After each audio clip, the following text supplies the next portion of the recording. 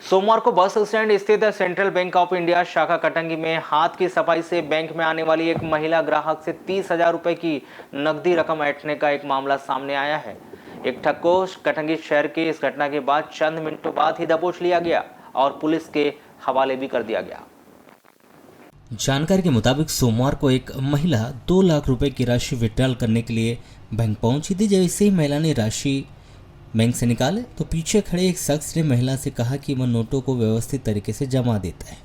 महिला कुछ समझ नहीं पाई और इस शख्स के झांसे में आ गई और उसने रकम को शख्स के हवाले कर दिया। फिर उस कथित शख्स ने कुछ ही देर में महिला को राशि लौटा दी और तत्काल ही बैंक से बाहर निकल आया। इस बीच महिला भी अपने साथ हुई ठगी भाग गई और वह भी तत्काल उस शख्स के पीछे बैंक के बाहर आई और उसने उस शख्स को पकड़ लिया। तभी वहां मौजूद अन्य लोगों ने भी उस शख्स को पकड़ा और उसके पास से महिला की 30,000 रुपये की राशि बरामद की। ठगी की इस वारदात को अंजाम देने वाला शख्स जाहिर पिता जाकिर हुसैन निवासी तहसील बरोरा जिला चंद्रपुर महाराष्ट्र का है। अपराधी के द्वारा पुलिस के सामने पूर्व में भी कटंगी सेंट्रल बैंक में इसी तरह की वारदात को अंजाम दिया जाना भी कबूल किया है। आपको बताया कि इस अपराधी के द्वारा 2 जून 2023 को इसी तरह की वारदात को अंजाम दिया गया था।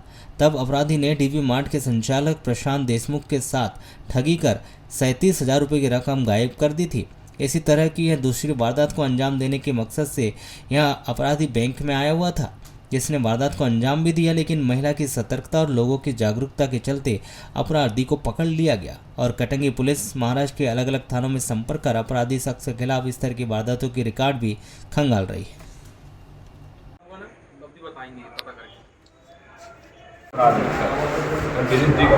ये तो है ना, ये तो था।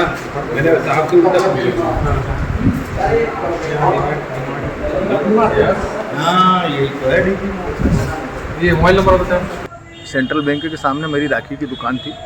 मैंने देखा कि एक बुजुर्ग महिला और एक युवक एक व्यक्ति को पकड़ रहे थे और उसके जेब में हाथ डाल के पैसे निकाले उन्होंने, लगभग 30,000 रुपये। मैंने उनसे पूछा क्या हुआ, तो इन्होंने कहा कि ये व्यक्ति बोल रहा था कि मैं तुम्हारे नोट अच्छे से जमा देता हूँ। उसके बाद इसने हमारे 30,000 रुपये गायब किए। हमको पूरी शंका थी, हमने इससे अपने 30,000 रुपये इसके जेब में डाल के हाथ में डाल के वापस ले लिए। फिर इसके पूर्व भी ऐसी घटना घटी थी सेंट्रल बैंक में, तो मेरे द्वारा थाना प्रभारी को फ़ोन पर सूचना दी गई। फिर पुलिस आई, पुलिस ने उस व्यक्ति को थाना ले आई है और जानकारी मिली, पुलिस द्वारा उससे पूछताछ की जा रही है।